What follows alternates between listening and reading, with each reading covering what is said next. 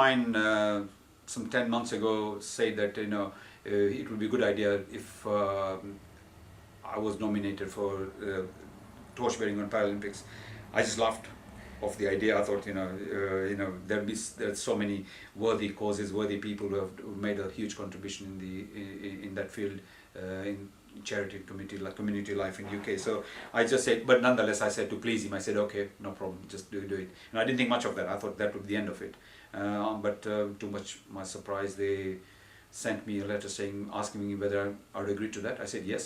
And then they said I'll be shortlisted, and it went on from there. I was shortlisted and finally got selected of one of the 600 to carry the Paralympic torch. But what was more pleasing than that was the fact that they said that the application was good enough to be considered for one of the 7 torch bearers to carry the national flame for England. And I didn't expect that. So that was really icing on the cake. As far as the ceremony itself is concerned, on the day itself, I felt really privileged and honoured to be selected to do such a thing. Olympics has been a very, very close to my heart all my life. At the age of 10, knowing that I can't really go, I had no right to be anywhere near such an event. We used to be glued to the radio or the newspaper back in Uganda in the 1960s.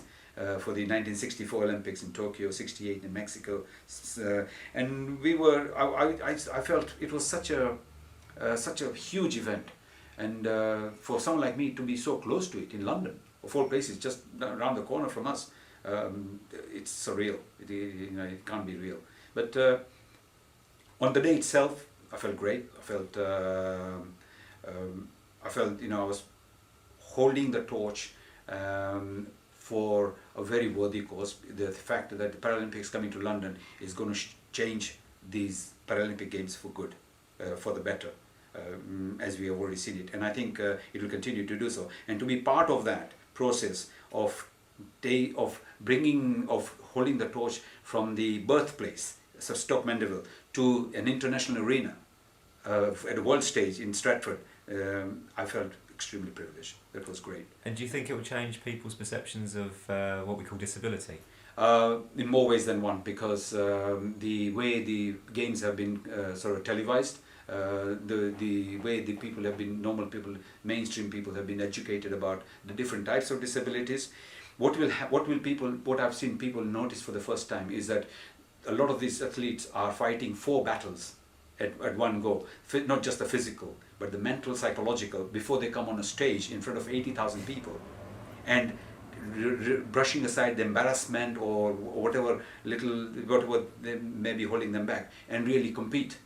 And that has opened up people's eyes, and I think it will open up. It will be a fantastic thing, because London will show to the rest of the world, for those countries that haven't embraced Paralympics and should have, they will show them that this is what you could do now with those citizens of your country, those who are less fortunate than the others. So yes, it's going to be a huge thing for people with disability. A very, very proud day for Ilford, that's right. Yes.